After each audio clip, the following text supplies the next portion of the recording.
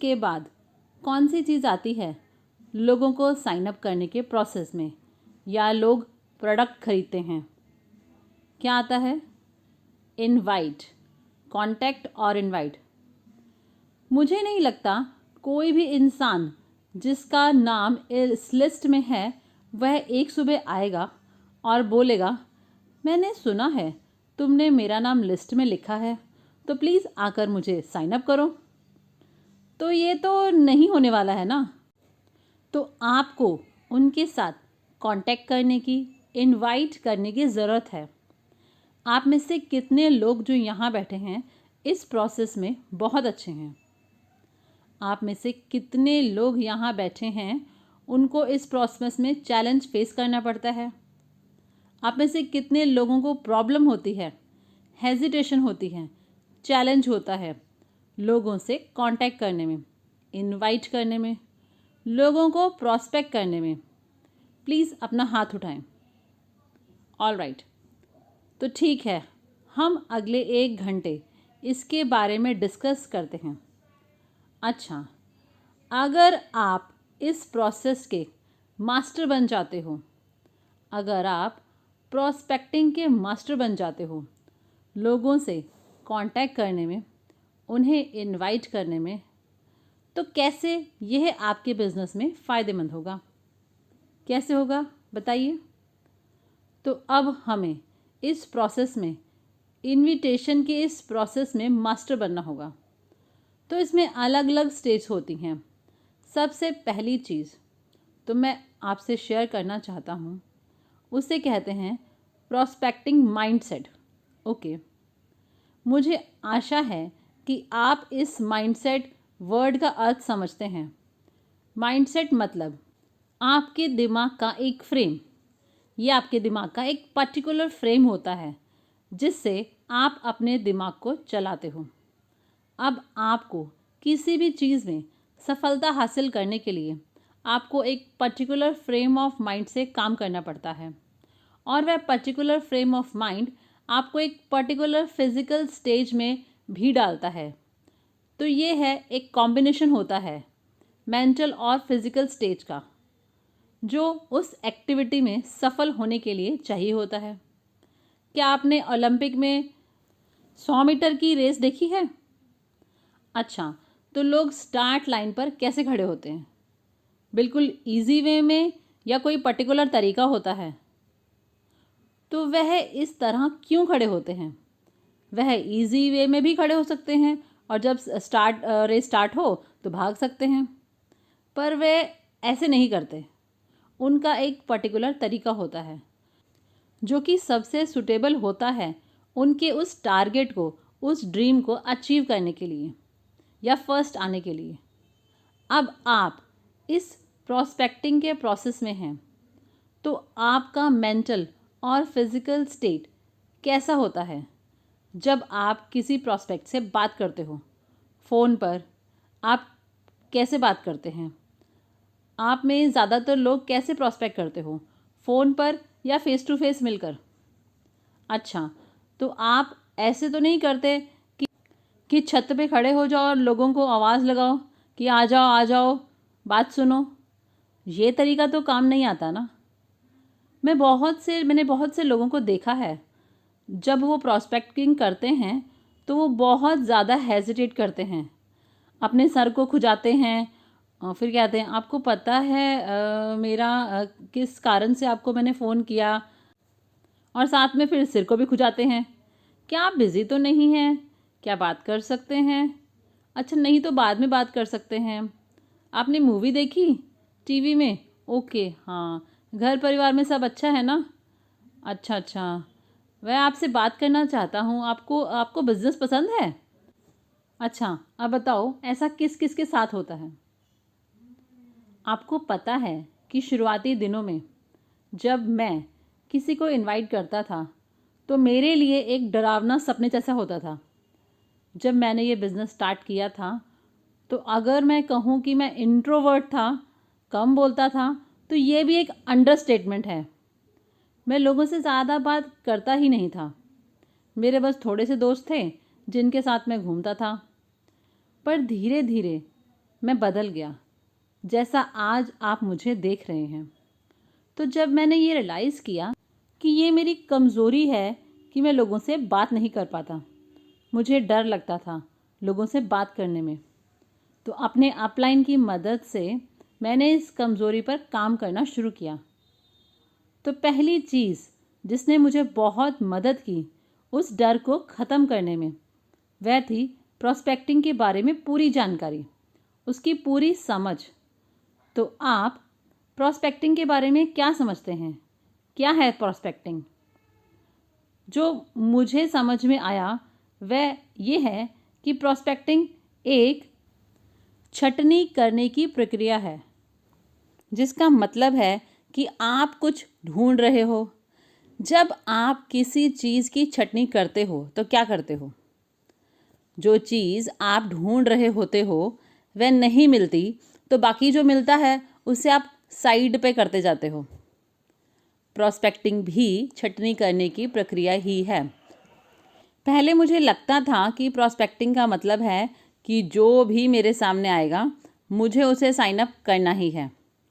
इसलिए प्रॉस्पेक्टिंग मेरे लिए एक डरावना सपना था और मुझे बहुत प्रेशर फील होता था।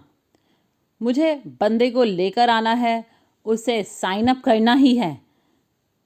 पर इस अवेयरनेस से, इस नॉलेज से मुझे जब ये पता चला कि मुझे हर किसी को प्रेजेंटेशन के लिए नहीं लाना है, ऑल राइट, तो नॉलेज के द्वारा मैं फ्री हुआ उस प्रेशर से और मुझे बहुत मदद मिली।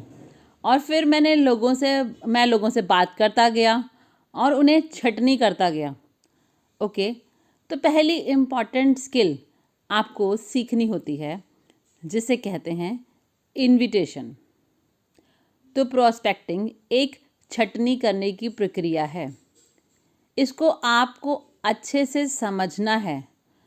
कुछ लोग इसे दिमाग से समझ लेते हैं पर फिर भी उनके अंदर ये चीज़ बैठती नहीं। इसलिए जब भी उन्हें किसी पर्सन से रिजेक्शन मिलता है तो वह उसे पर्सनली ले लेते हैं। और अगर ये छटनी करने की प्रक्रिया है तो आपको रिजेक्शन मिलने पर बुरा नहीं लगेगा। बस आपको ये लगेगा कि जो मैं चीज़ ढूंढ रहा हूँ, जिस चीज़ की मुझे रिक्वायरमेंट है, ये उसमें फिट नहीं बैठता। ओके, एक चीज़ मैंने रियलाइज़ की, लोग दूसरों के लिए जो चीज़ करने के लिए तैयार हो जाते हैं वह अपने लिए करना नहीं चाहते। तो आप जितने भी लोग यहाँ बैठे हैं जिन्हें डर है प्रॉस्पेक्टिंग करने में किसी भी कारण से, जिस वजह से आप डेली लोगों को कॉल नहीं करते प्लान शो करने के लिए, तो अगर आपको एक जॉब मिले जहाँ आपको महीने के $5,000 मिले और काम ये होगा कि आपको हर रोज़ 50 लोगों को कॉल करना है फ़ोन डायरेक्टरी उठाकर, तो यह आपका जॉब है। तो कितने लोग ये जॉब करना चाहेंगे? चलिए डिटेल्स में जाए बिना मैं आपको बताता हूँ कि जॉब मेंटालिटी होने के कारण उस कॉलिंग के प्रोसेस से ईगो बाहर निकल आता है। पर जब आप अपने लिए यह करते हो और आपको रिजेक्शन मिलता है तो आप उसे पर्सनली ले लेते हैं, ऑल राइट। पर सडनली अगर आप एक जॉब में हैं तो आपको अगर वह रिजेक्शंस मिलते भी हैं तो आपको ज़्यादा फ़र्क नहीं पड़ता क्योंकि वह जॉब है आपके लिए। पर देखा जाए कि कोई फ़र्क नहीं पड़ता आप लोगों को। आप लोगों को फ़ोन करते हैं, सेम फ़ोन, सामने वाला शायद शब्द भी सेम ही यूज़ करेगा जो कि नो होगा, फिर भी आपको अगले दिन 50 लोगों को कॉल करने में कोई प्रॉब्लम नहीं होती और फिर नेक्स्ट डे 50 लोगों को कॉल करना, और इस तरह से चलता रहता है। ऑल राइट, मुझे आशा है आपको समझ आ रहा है। तो सही माइंडसेट का होना फाउंडेशन है इस इम्पॉर्टेंट स्किल के, जिसे प्रॉस्पेक्टिंग कहते हैं। ओके, अब आपके अपने रीज़न्स होंगे कि कि आप इतने लोगों को इनवाइट नहीं करते जितना करना चाहिए। मैंने एक चीज़ अपने बिजनेस में बहुत जल्दी सीख ली पथमन, दातो और जापा की टीचिंग से, कि जिस तरीके से आप प्रॉब्लम को डिफाइन करते हो वही चाबी है उसके सॉल्यूशन ढूंढने की। जिस तरीके से आप प्रॉब्लम डिफाइन करते हो उसी से ही पता चलता है कि आपको उसका सॉल्यूशन मिलेगा या आप हमेशा वहीं अटके रहेंगे। ओके, मैं आपको एक एग्जांपल देता हूँ।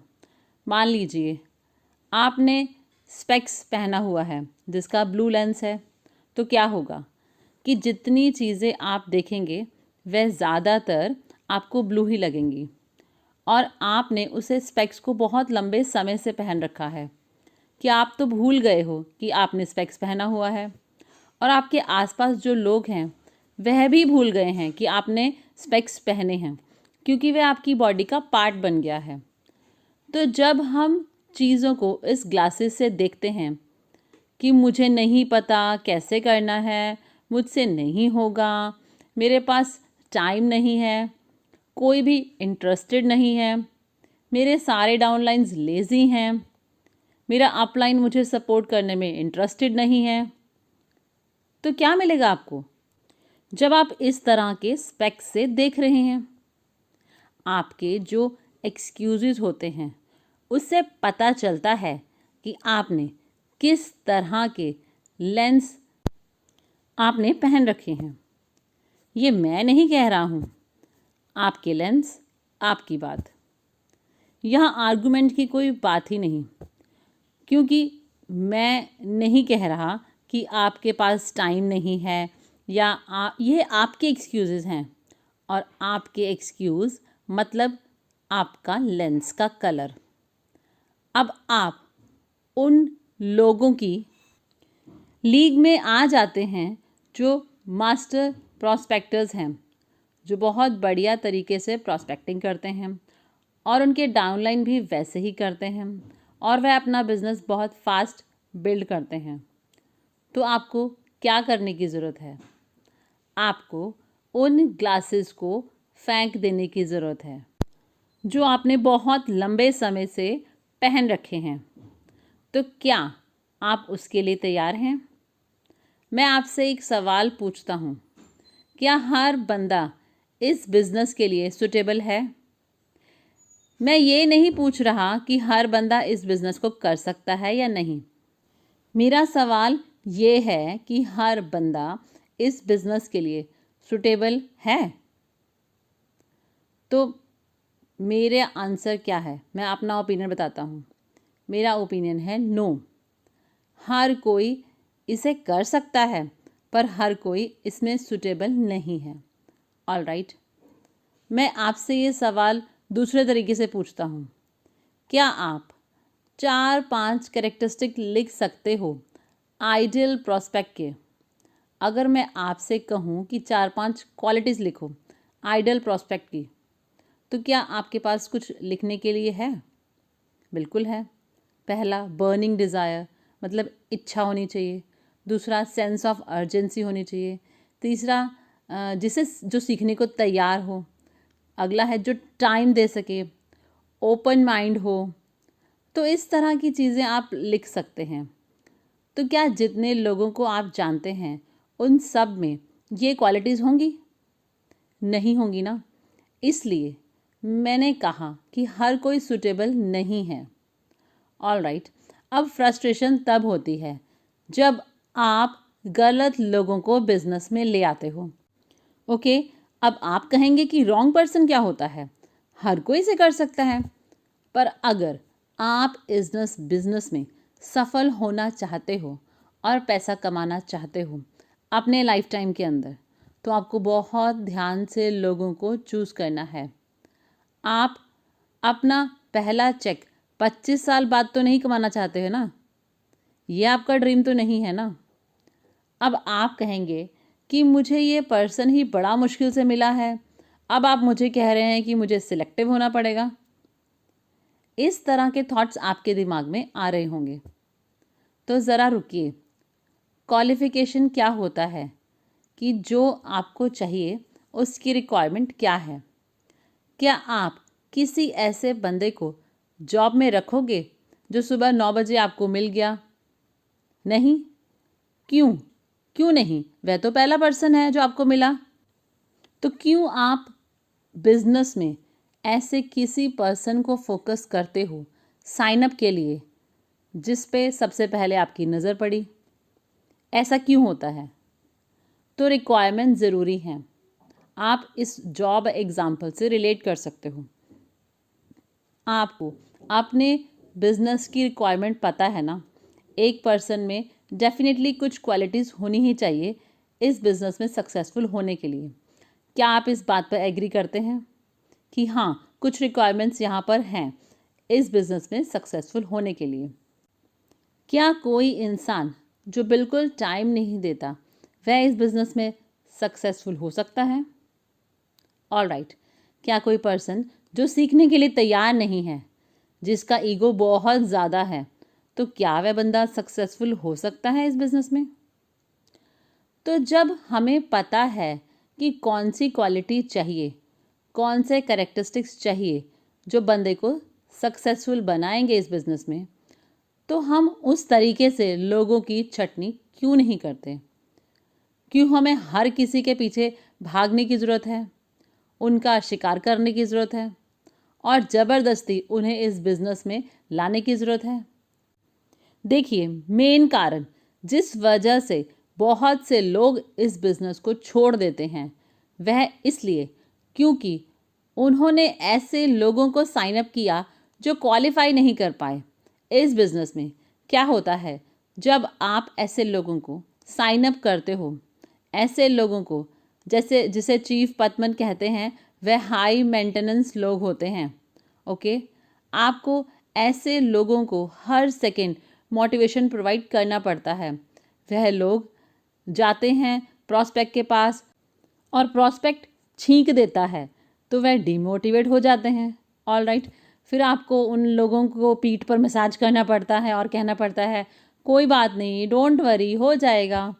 और फिर उन्हें कुछ ट्रेनिंग डीवीडी दिखानी पड़ती है। अगली बार वे नेक्स्ट पर्सन को इनवाइट करते हैं और वह नहीं आता तो वे क्या बोलते हैं, मैंने तुम्हें कहा था ये काम नहीं करता है।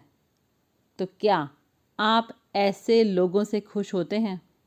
देखिए, प्रॉस्पेक्टिंग प्रोसेस मैं चाहता हूँ आप कंपेयर कीजिए उसे शिकार करना वर्सेस फिशिंग करने से।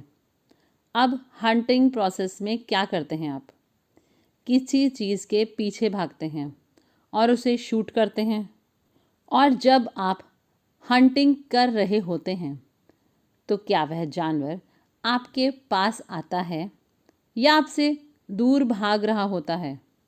तो क्या यह आपके प्रॉस्पेक्टिंग प्रोसीजर से सिमिलर नहीं लग रहा है? पर जब आप फिशिंग करते हैं तब क्या होता है? मछली आपके पास खुद आती है। ऑलराइट, अब कुछ लोग कहेंगे किसी भी तरीके से आप उस जानवर को खाने वाले हो, चाहे फिशिंग करके चाहे हंटिंग करके। देखिए, जब आप फिशिंग करते हैं और आप देखते हैं कि यह फ़िश सूटेबल नहीं है तो आप इसे पानी में दोबारा डाल सकते हैं, कर सकते हैं ना। पर जब आप हंटिंग करते हैं और जानवर को शूट कर देते हैं और फिर जाकर देखते हैं अरे ये तो रैबिट निकला, मुझे तो डेयर चाहिए था, तो फिर क्या क्या करते हैं? कुछ कर सकते हैं? नहीं ना। ऑलराइट, देखिए, मैंने इस पर बहुत रिसर्च की है। मैंने नेटवर्क मार्केटिंग की इंडस्ट्री में बहुत से लोगों से बात की है और मैंने रियलाइज़ किया कि दो मेन कारण जिस वजह से लोग या तो क्विट करते हैं या सफल नहीं हो पाते इस बिज़नेस में। तो पहला, वह गलत लोगों से बात करते हैं जिन्हें आप ड्रीम स्टीलर्स कह सकते हैं। और ऐसे लोगों की जो आवाज़ होती है वह ऐसी होती है जैसे उन्होंने पीएचडी की डिग्री ले रखी है। राइट।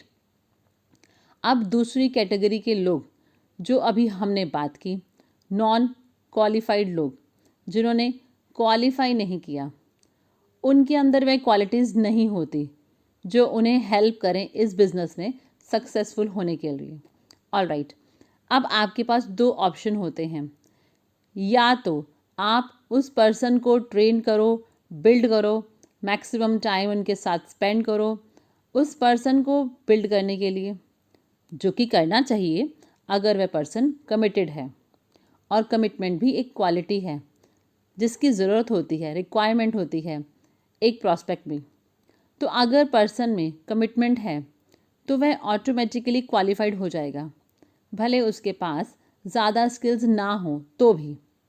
पर अगर बंदे के पास स्किल्स भी नहीं है और वह कमिटेड भी नहीं है, तो मैंने कभी ऐसे इंसान को नहीं देखा जिसे ट्रेंड किया गया हो और फिर वह बहुत सक्सेसफुल हो गया। ऑलराइट, तो ये बहुत डिफ़िकल्ट होता है। अब आपने ऐसे कुछ एग्जाम्पल देखे होंगे, यहाँ ये देखने को मिला कि पर्सन कमिटेड भी नहीं था। वह खुद कहता है कि मैं कमिटेड नहीं था, मेरे अपलाइन ने मेरी हेल्प की और 6 महीने के बाद मैंने अपना पहला चेक बनाया और फिर मैं सक्सेसफुल हो गया। पर सच्चाई यह है कि ऐसे एक इंसान के लिए बहुत सारे ऐसे लोग होते हैं जिन्होंने उसके बिज़नेस को संभाला और अपने अपलाइन को खींचते खींचते वे खुद डूब गए। तो शुरुआत में आप ऐसा कुछ नहीं करना चाहोगे। अब मैं एक चीज़ कहना चाहता हूँ, जब मैं ये सब चीज़ें आपसे शेयर कर रहा हूँ, यहाँ पर अलग अलग तरीके के लोग बैठे हैं, आपके अपने अपने तरीके होंगे बिज़नेस करने के। अब जो मैं यहाँ पर खड़े होकर शेयर कर रहा हूँ वह मेरा तरीका है बिज़नेस करने का। जो भी मैं यहाँ शेयर कर रहा हूँ उसे इम्प्लीमेंट करने से पहले आपको अपने अपलाइन को कंसल्ट करना चाहिए। मैं इस चीज़ की रिस्पॉन्सिबिलिटी नहीं लूँगा कि आप कुछ ऐसा कर रहे हैं जो मैंने शेयर किया और आपके चेक्स डाउन हो गए। तो आपके अपलाइंस सबसे इम्पॉर्टेंट होते हैं आपको गाइड करने के लिए। आपके अपलाइंस आपको ये बताने के लिए बेस्ट होते हैं कि कैसे ये प्रिंसिपल आपके सिस्टम में काम करेंगे। बेसिकली जो हम अभी बात कर रहे हैं वह अलग अलग प्रिंसिपल्स की ही है। अब आप सबके अपना अपना सिस्टम है और हर सिस्टम की अपनी अपनी स्ट्रैटेजीज होती हैं। तो आपके अपलाइंस आपको बेस्ट गाइड करेंगे कि कैसे ये प्रिंसिपल्स को यूज़ करना है। तो क्या आपको ये समझ आ गया? ओके, सो गाइज, हमारा जो बिज़नेस है इसे कहते हैं नेटवर्क मार्केटिंग, ना कि नेटवर्क सेलिंग। सेलिंग मार्केटिंग से अलग होता है। सेलिंग का मतलब होता है कि आप जाते हैं और किसी को ज़बरदस्ती बेचने की कोशिश करते हैं और फिर वहाँ से भाग जाते हैं, इसे कहते हैं सेलिंग। अब मार्केटिंग का मतलब है कि आप अपने मुंह से कुछ बोलते हैं और अब वह लोग जो कुछ ढूंढ रहे होते हैं वह आपको अप्रोच करते हैं डिफरेंट तरीक़ों से, राइट। अब सेशन की सिंप्लिसिटी के लिए हम बात करते हैं फ़ोन पर प्रोस्पेक्टिंग और फेस टू फेस प्रोस्पेक्टिंग के बारे में। आपके पास बड़ी नेम लिस्ट होती है लोगों की जिनसे आप स्टार्ट करते हैं। अब आपको कैसे पता होगा कि इन लोगों में वह क्वालिटीज़ हैं या नहीं? क्या उनके नाम को पढ़कर पता चलेगा या आपको अपने आप ही पता चल जाएगा उनकी क्वालिटीज़ के बारे में? तो कैसे पता चलेगा कि उन लोगों में क्वालिटीज़ है या नहीं? तो आपको उनसे बात करनी पड़ेगी। आपको उन्हीं से ये सब चीज़ें जाननी पड़ेंगी बात करके कि उनमें क्वालिटीज़ हैं या नहीं। तो उसके लिए आप उनसे कुछ क्वेश्चंस पूछते हैं जिसके द्वारा आपको पता चलता है कि उनमें वह क्वालिटीज़ हैं या नहीं। आप क्वेश्चंस ही तो पूछते हैं ना। अब आप लोग अपने प्रॉस्पेक्टिंग प्रोसेस को एग्ज़ामिन करो। आपका प्रॉस्पेक्टिंग कन्वर्सेशन जो आप यूजुअली करते हो लोगों से, और इसे एनालाइज करने की कोशिश करें। अब मैं इसकी बहुत डिटेल में नहीं जाऊंगा, हमारे पास बहुत ज़्यादा समय नहीं है। हाँ, पर मैं आपको बताता हूँ कि शुरुआती दिनों में प्रॉस्पेक्टिंग मेरे लिए ज़्यादातर स्टेटमेंट्स होती थी। शुरुआती दिनों में मैंने स्टेटमेंट्स के सहारे का प्रॉस्पेक्टिंग की, जैसे कि हेलो, हाउ आर यू, मेरे पास एक बिज़नेस है आपके साथ शेयर करने के लिए। अब प्रॉस्पेक्ट क्या करेगा, वह आपसे सवाल पूछेगा कि क्या है, और मैं कहूँगा हाँ इंटरेक्टिव इंटरनेट डिस्ट्रीब्यूशन है ब्ला ब्ला ब्ला। प्रॉस्पेक्ट पूछेगा ये क्या होता है, मैं अगले एक्सप्लेनेशन की तरफ बढ़ूँगा और मैं बोलूँगा एक सर्कल ड्रॉ करो, और वह कहेगा ओ नो, अरे वही स्कैम, मैं इंटरेस्टेड नहीं हूँ। तो क्या ये आपको कुछ जाना पहचाना लग रहा है? बेसिकली मैं चाहता हूँ कि आप दो चीज़ें समझें जो कि बहुत इम्पॉर्टेंट है, जो आपके रिज़ल्ट को 80% इन्फ्लुएंस करेंगी। और वह ये नहीं कि आप क्या कहते हैं, वह आपका पोस्चर, आपके हाव भाव। ऑलराइट, इसका आपके शब्दों से कुछ लेना देना नहीं होता है। पोस्चर हमारे बिजनेस में रिजल्ट को इफ़ेक्ट करते हैं। अब पोस्चर से आप क्या समझते हैं? आप ज़रा इमेजिन करें एक डेस्परेट आदमी का पोस्चर क्या होता है। आप इमेजिन कर सकते हैं एक डेस्परेट पर्सन का पोस्चर कैसा लगता है, वह कैसे बात करता है, वह बहुत ज़्यादा प्लीडिंग तरीके से बात करता है। अब एक लीडरशिप क्वालिटीज़ वाले पर्सन के पोस्चर वो कैसा होता है? ज़्यादा कंट्रोल वाला होता है। वह पर्सन एरोगेंट नहीं होता, रूड भी नहीं होता, पर उस पर्सन का पूरा कंट्रोल होता है। अब आप अपने प्रॉस्पेक्ट के साथ कन्वर्सेशन में हैं। अब प्रॉस्पेक्टिंग कन्वर्सेशन का एक ऑब्जेक्टिव होता है, एक मकसद होता है। जब मैं प्रॉस्पेक्टिंग कन्वर्सेशन करता हूँ तो मेरा मकसद ये होता है कि मैं ये पता लगाऊँ कि पर्सन क्वालिफाई करता है या नहीं। ये मेरा मकसद होता है। शुरुआती दिनों में जब मैं सब गलत कर रहा था तो मेरा ऑब्जेक्टिव होता था कि मैं कैसे भी किसी भी तरीके से उस पर्सन को प्रेजेंटेशन के लिए ले आऊँ, चाहे रो कर, गिड़गिड़ा कर, बैक करके, प्ली करके, किसी भी तरीके से उस पर्सन को साइन अप करूँ। ये मेरा मकसद होता था शुरुआती दिनों में। अब इस तरह के एटीट्यूड से मैंने शुरुआती दिनों में हम लोगों ने बहुत सारे साइन अप भी किए, क्योंकि जब आप बहुत ज़्यादा बैक करते हैं, प्ली करते हैं, बहुत सारे प्रोमिसेस करते हैं, तो आप बहुत से लोगों को साइन अप कर लेते हैं। पर फिर कुछ टाइम के बाद क्या होता है, उसके बाद बहुत मुश्किल होती है। ऐसा बहुत बार हुआ कि हमारा नेटवर्क में बहुत से लोग थे और हम वेकेशन पर गए, वापस आए तो सारा नेटवर्क ख़त्म हो गया, क्योंकि उन्होंने कुछ करने की कोशिश की, हम नहीं थे, उन्हें रिजेक्शन मिला और एक दो रिजेक्शन में ही उन्होंने क्विट कर लिया। और तब हमें रियलाइज़ किया कि ये तरीका सही नहीं है। आप लोगों को बहुत सारा डिटर्मिनेशन चाहिए होता है इस बिज़नेस में आगे बढ़ने के लिए। जब आपके 20 डाउनलाइंस होते हैं जिनकी आवाज़ PhD वाली होती है, आप समझ रहे हैं, आपको बहुत ज़्यादा हिम्मत, डिटर्मिनेशन की ज़रूरत होती है उस वक्त। और अगर आपके पास ये चीज़ पहले होती तो आप ऑलरेडी मल्टी मिलियनर होते। तो फैक्ट ये है कि हम ये बिज़नेस स्टार्ट करते हैं, शुरुआती दिनों में हमारे अंदर वह करेज व डिटर्मिनेशन नहीं होता है, इसलिए शुरुआती समय में हमें सेफ तरीके से चलना होता है।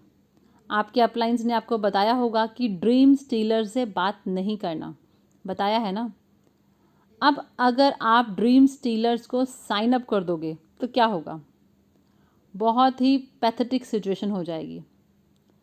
चलिए दोबारा से प्रॉस्पेक्टिंग कन्वर्सेशन के बारे में बात करते हैं।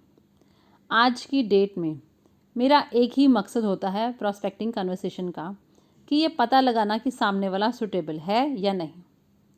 जैसे खालिद के साथ मेरी बात हुई, उसने कहा मैं पार्टी एंजॉय करने जा रहा हूँ, तो मैंने उससे बातों बातों में पूछा कि तुम एडिशनल इनकम वगैरह के बारे में बात कर रहे थे, तो उसने मुझे पहले जो कभी बताया था, तो वह बोला अरे अरे नहीं नहीं भूल जाओ उसको, मैं अपनी पार्टी एंजॉय करने जा रहा हूँ। तो मैंने कहा okay go enjoy your party, फिर फ़ोन रख दिया और अगले पर्सन की तरफ। शुरुआती दिनों में मेरे लिए बहुत मुश्किल थी, क्योंकि मेरे पास 20 लोगों की लिस्ट थी, और अगर मुझे उन 20 लोगों में से क्वालिफाई करना था कुछ को, तो कितने बचते जो क्वालिफाई करते? कोई भी नहीं। तो अगर आप अपनी डर की मेंटेलिटी से ये काम करते हो अपने 20 या 50 लोगों की नेम लिस्ट के साथ, तब ये तरीका काम नहीं आता है। अब कल आपको बताया गया कि कैसे अपनी नेम लिस्ट को बढ़ाना है। प्रॉस्पेक्ट बेसिकली हमारे बिजनेस के बिल्डिंग ब्लॉक होते हैं जो कि हमें काफ़ी मात्रा में चाहिए होते हैं। अब इस प्लैनेट पर तो बहुत सारे लोग हैं, क्या आपने कभी रियलाइज़ किया है? अगर नहीं तो अपने आसपास देखिए, ज़रा आपके आसपास जो भी दिख रहे हैं वे लोग ही तो हैं, और वे सब लोग आकर आपके दरवाजे पर नहीं खड़े हो जाएंगे। आपको बाहर जाना होगा और उनसे बात करनी होगी। अब आप जाकर बात करते हैं और आपकी कन्वर्सेशन का मकसद सिर्फ आपको पता है, तो पूरी कन्वर्सेशन का कंट्रोल किसके हाथ में होना चाहिए? आपके ना।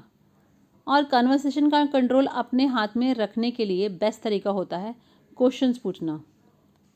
अब जब हमारा प्रॉस्पेक्टिंग कन्वर्सेशन डोमिनेट करती है स्टेटमेंट के साथ, तो आपके प्रॉस्पेक्ट क्वेश्चन पूछते हैं और वह डिसाइड करते हैं कन्वर्सेशन की डायरेक्शन को, और वह एग्जैक्टली वह डायरेक्शन नहीं होती जो आप चाहते हैं। अब हमारा ये आइडिया नहीं होता कि किसी से बात करें, शब्दों को मैनिपुलेट करें और किसी भी तरह साइन अप करें, ऐसा आइडिया नहीं होता है। आइडिया सिर्फ यही होता है कि वह प्रॉस्पेक्ट क्वालिफाई है या नहीं, बस यही फाइंड आउट करना है, और उसका केवल एक ही तरीका है, क्वेश्चंस पूछना। आपको अपने अपलाइन के साथ बैठना है और लोगों को इनवाइट करने का सही तरीका सीखना है, और इसे हम अपलाइन के साथ ही सही तरीके से कर सकते हैं, अकेले नहीं। क्योंकि जब आप फ़ोन उठाते हैं और कन्वर्सेशन स्टार्ट करते हैं, तो बातचीत करते करते वह ऑटोमेटिकली हमारे अपने तरीके से होने लग जाती है। हम में से ज़्यादातर लोग जो यहाँ बैठे हैं वो ऐसे प्रोफेशन में नहीं थे जहाँ पर हमारी मेजर एक्टिविटी फ़ोन उठाकर लोगों को इनवाइट करना हो।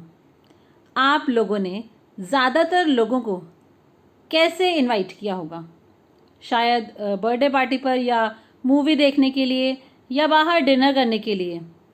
तो इसी तरह के हमने शायद पहले इनविटेशन कन्वर्सेशन की हैं, ऑलराइट। पर अब बिजनेस के लिए इनवाइट करना ये थोड़ा डिफरेंट है।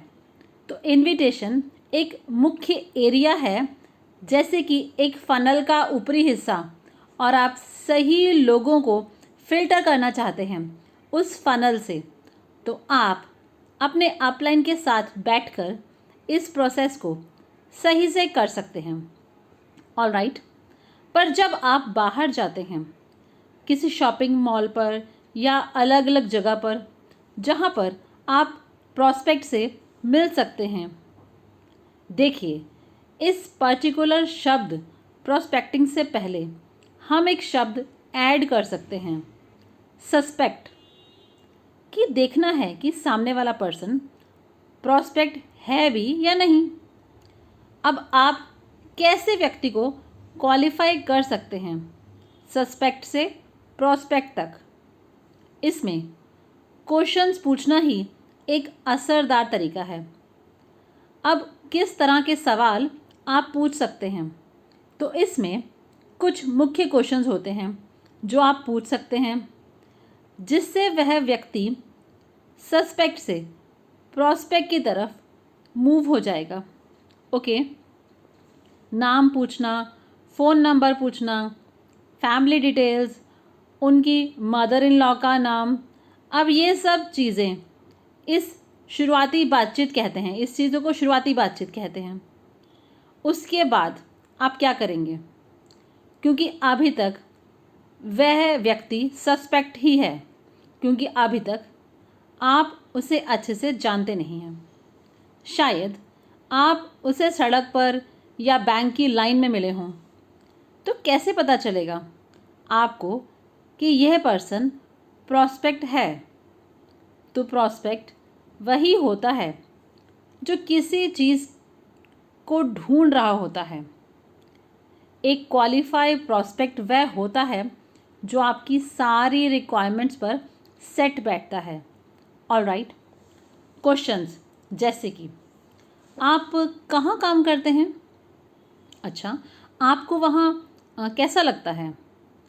और क्वेश्चन जैसे कि आपको अपने जॉब में कितनी बार इंक्रीमेंट मिलता है? और अगर वह पर्सन कहता है अरे बिल्कुल नहीं मिलता, तो आप आगे पूछ सकते हैं, तो आप इतनी महंगाई में कैसे चीज़ों को मैनेज करते हैं? तो इस तरह के क्वेश्चंस एक सेंसर की तरह काम करते हैं, जिससे आप चेक करते हैं कि इस पर्सन में कोई चाहत है या नहीं। तो प्रॉस्पेक्ट वह लोग होते हैं जिनके कुछ सपने हों, जिनके पास कुछ करने के लिए कुछ रीजंस हों। तो आप इस तरह के सवालों से चेक करते हैं कि सामने वाला पर्सन जिंदा है भी या नहीं, या 30 साल की उम्र में मर गया है और 70 साल की उम्र में दफनाया जाएगा। ऑलराइट, क्योंकि ऐसे लोग आपके लिए फिट नहीं हैं, आपके बिजनेस के लिए वह सूटेबल नहीं हैं।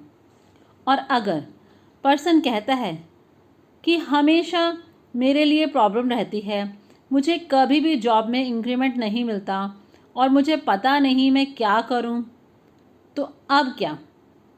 तो यह पर्सन प्रॉबेबली प्रॉस्पेक्ट है। तो ये डिपेंड करता है इस चीज़ पर कि तब आपके पास ज़्यादा समय है या नहीं, तो आप उसे अगले लेवल पर ले जा सकते हैं। तो इसका बेस्ट तरीका है कि आप कहें कि शायद मैं आपकी मदद कर पाऊँ, तो आप मुझे अपना नेम और नंबर दे दीजिए। तो अब वह प्रॉस्पेक्ट बन गया। अब 1-2 दिन बाद आप उस प्रॉस्पेक्ट को कॉल करें और बोलें, हाय खालिद, आपको याद है कि हम बैंक में मिले थे? वो बोलेगा हाँ हाँ हाँ हाँ अरुण। अच्छा, तो मैंने आपको इसलिए कॉल किया क्योंकि उस दिन बैंक में जब मिले थे तब आपने बताया था कि आप कुछ और करना चाह रहे हैं एडिशनल इनकम के लिए। तो मैंने इसलिए कॉल किया है कि क्या सचमुच आप इसको लेकर सीरियस हैं? तो क्या आप इस चीज़ को लेकर सीरियस हैं या आपने ऐसे ही मुझे कैजुअली बोल दिया? तो आंसर के अकॉर्डिंग हमें आगे बढ़ना है। तो आपको यह सब लिखने की ज़रूरत नहीं है, पर इनविटेशन और प्रॉस्पेक्टिंग में महारत हासिल करने के लिए आपको ये सीखना है कि सवाल कैसे पूछे जाएं, और आप इसको पोस्चर के साथ कंबाइन करते हो। ऑलराइट, और फिर आपके लिए प्रॉस्पेक्टिंग मज़ेदार बन जाएगी। एक कारण जिसकी वजह से लोग वह नहीं करते जो उन्हें करना चाहिए, क्योंकि वह उनको मज़ेदार नहीं लगता। क्योंकि जब बहुत ज़्यादा एफर्ट्स और बहुत ज़्यादा हार्डवर्क लगता है कुछ करने में, तब आप उस चीज़ को लगातार कंसिस्टेंटली नहीं कर सकते। ऑलराइट, अब जब आप लोगों से बातचीत करते हैं तो आपको ऐसे लोग भी ज़रूर मिलेंगे जो आपको नीचा दिखाएंगे। क्या मिलेंगे आपको ऐसे लोग? बिल्कुल, ऐसे बहुत से लोग होते हैं। तो जब आपको ऐसे लोग मिलते हैं जो आपको नीचा दिखाएंगे और आपका मजाक उड़ाएंगे, तो आपको क्या करना चाहिए? भाग जाना चाहिए?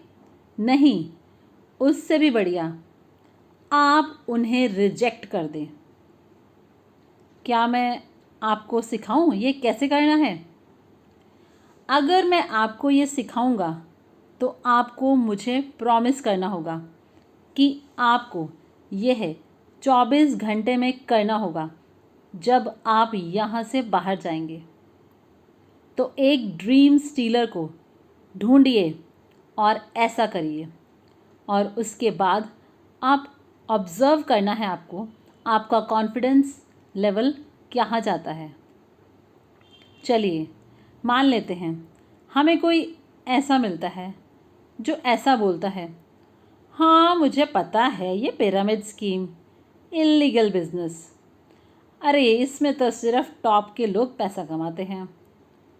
हाँ ये कंपनी स्कैम है, मुझे सब पता है, तो उस आदमी के चेहरे की तरफ देखें और अगर पर्सन फ़ोन पर है तो पहले चुप रहकर पूरी बात सुने और ऐसा कहने से पहले आप एक दो सेंटेंसेस ट्राई करें जिससे पता चल जाए कि वह इंसान ऐसा ही है और आप पर बस फालतू बातों की उल्टी करने वाला है। तो पहले सुनिए और फिर बोलिए, मुझे नहीं लगता कि तुम इस बिज़नेस में पैसा कमा पाओगे, क्योंकि इस बिज़नेस में पैसा कमाने के लिए ओपन माइंडेड होना ज़रूरी है और सीखने के लिए तैयार होना ज़रूरी है, और मुझे नहीं लगता कि आप ऐसे इंसान हैं, तो मुझे नहीं लगता कि आप इस बिज़नेस में कुछ पैसा कमा पाओगे।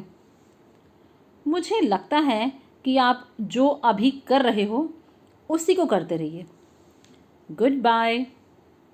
तो ऐसा कर सकते हैं? तो आप ऐसा कर सकते हैं या नहीं?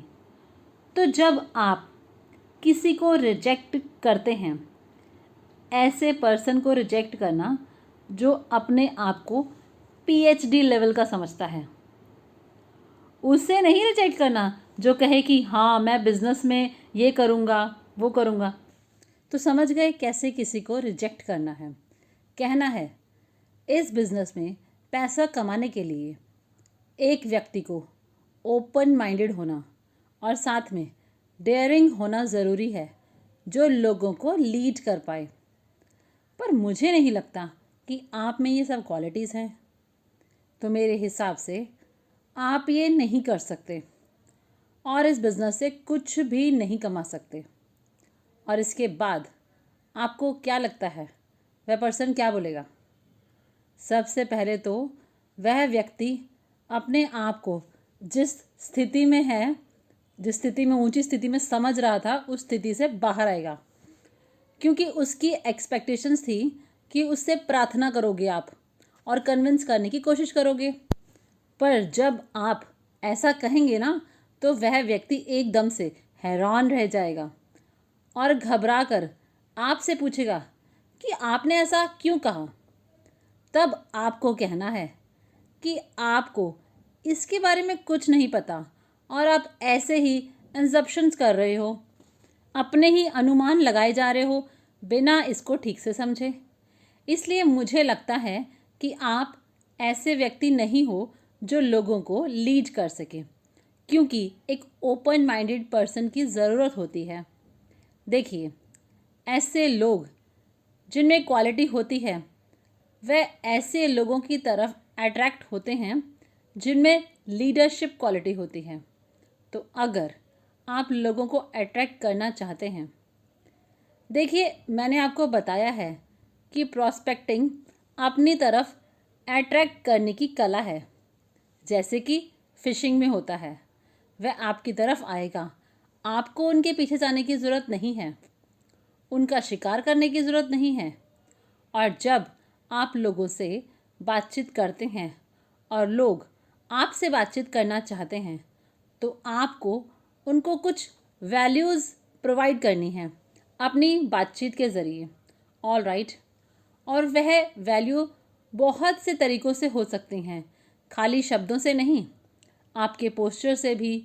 और मेरे हिसाब से लीडरशिप जो मैंने ऑब्ज़र्व किया है अपने वी के सभी ग्रेट लीडर्स को देखते हुए, जैसे ही कोई लीडर आता है, अभी उसने कुछ बोला भी नहीं है, उससे पहले ही आपको पता चल जाता है कि कोई लीडर आ रहा है और वह उसके पोस्चर से होता है। All right. तो जब आप ऐसे लोगों को देखते हो जिन्हें देखकर आपको लगता है कि वह आपको वहाँ तक ले जाएंगे जहाँ तक आप जाना चाहते हैं, तो ऐसे व्यक्ति की तरफ अट्रैक्ट होना स्वाभाविक है। ऐसे ही हमारे ट्राइब्स बने। ट्राइब्स के लीडर कौन होते हैं? वह ट्राइब के सबसे स्ट्रॉन्गेस्ट पर्सन होते हैं जो ट्राइब को प्रोटेक्ट कर सकता है और फिर लोग उसके साथ जुड़ना शुरू कर देते हैं। आपने ऐसे लोगों को देखा है जो फेमस होते हैं और उनका स्टेटस थोड़ा हाई होता है तो लोग ऐसे लोगों से नज़दीक होना चाहते हैं, उनके साथ एसोसिएट करना चाहते हैं।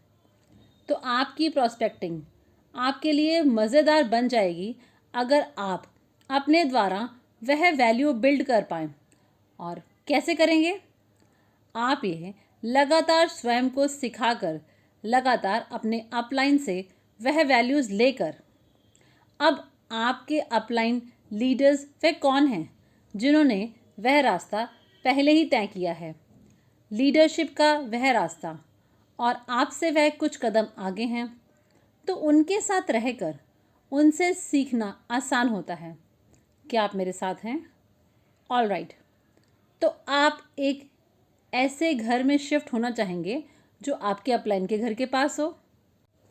Upline leaders.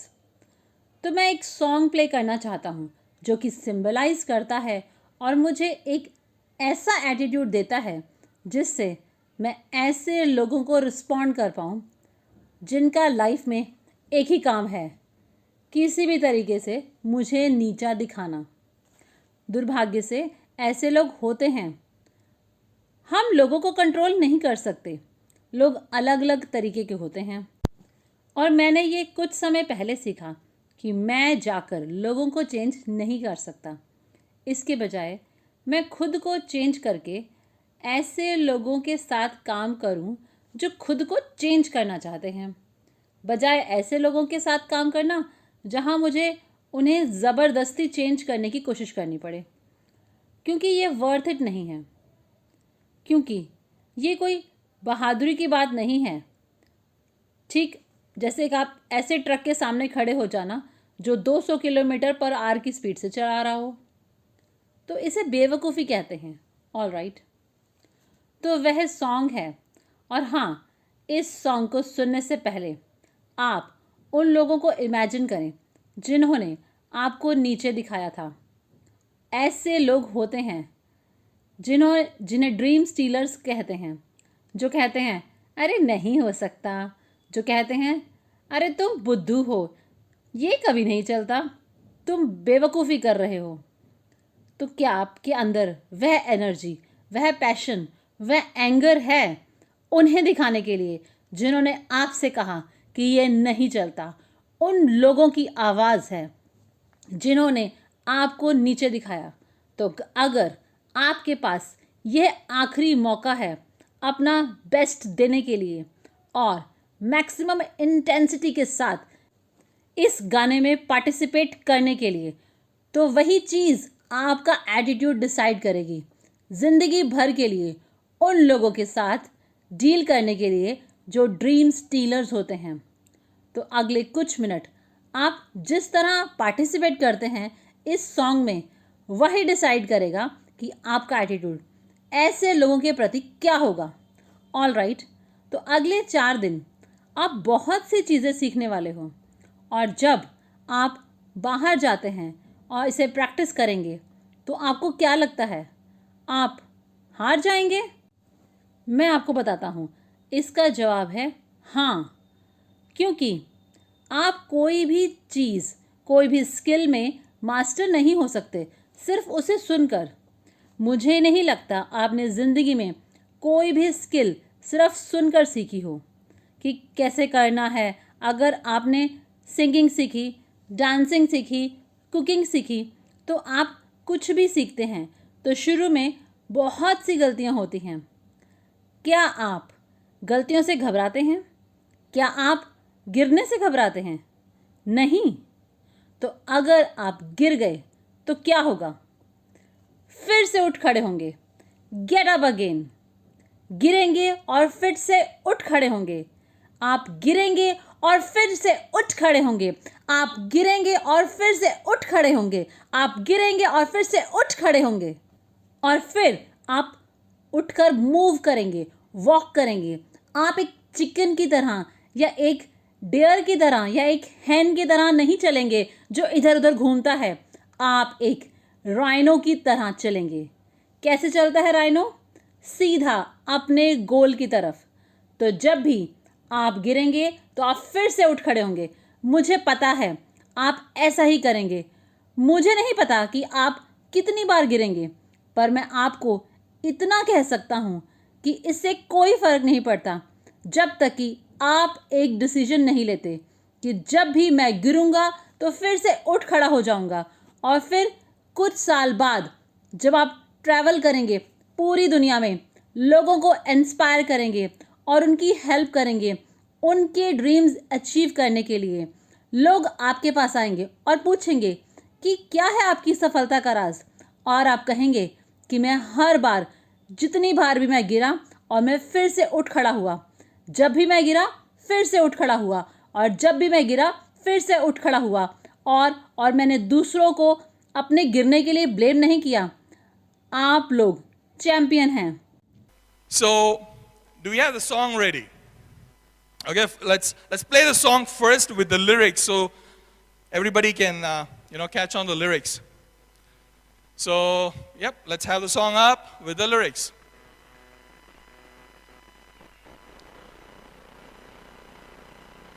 And before you watch this song, I want you to imagine, all those people who have put you down all this time. You have some people like that? Who are dream stealers, who tell you cannot be done, you're a moron, this can never be done, this never works, you're stupid to do this. You had people like that? Are you going to show that passion, that energy, and that anger you have against those people who probably told you that this cannot be done? The voices of those people that put you down. Are you sure you can give it your best? I don't know. I'm not convinced. If this was the only chance for you to give your best, all right, and the maximum intensity with which you could participate in the song and for the next 2 minutes, if that would decide forever your attitude for dealing with dream stealers, how would you participate in the next 2 minutes? If the next 2 minutes, the way you participate, if that would decide your attitude for the rest of your life of dealing with people whose only purpose is to put you down, how will you participate in the next 2 minutes? All right, let's have the song with the video.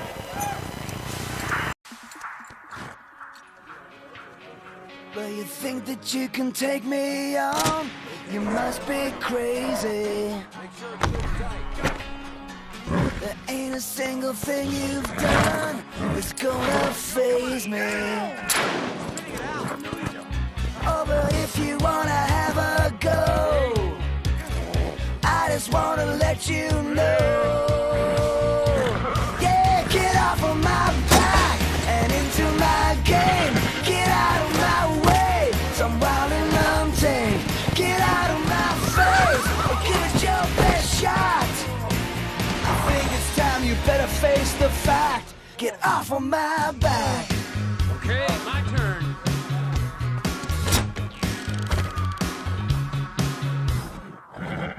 You know it's all just a game that I'm playing. But think that you can find a way in, that's what I'm saying. Oh, if you wanna have a go, I just wanna let you know. Oh, get off of my back and into my game. Get out of my face, some wild and untamed. Get out of my way, or give it your best shot. You know this train is coming off this track. Get off of my back. Get off of my back. Get off. Get off, get off, get off, get off, get off, get off, get off, get off of my back.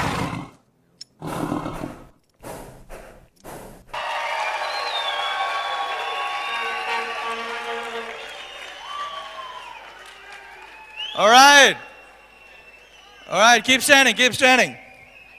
In these 4 days, you will learn a lot of things.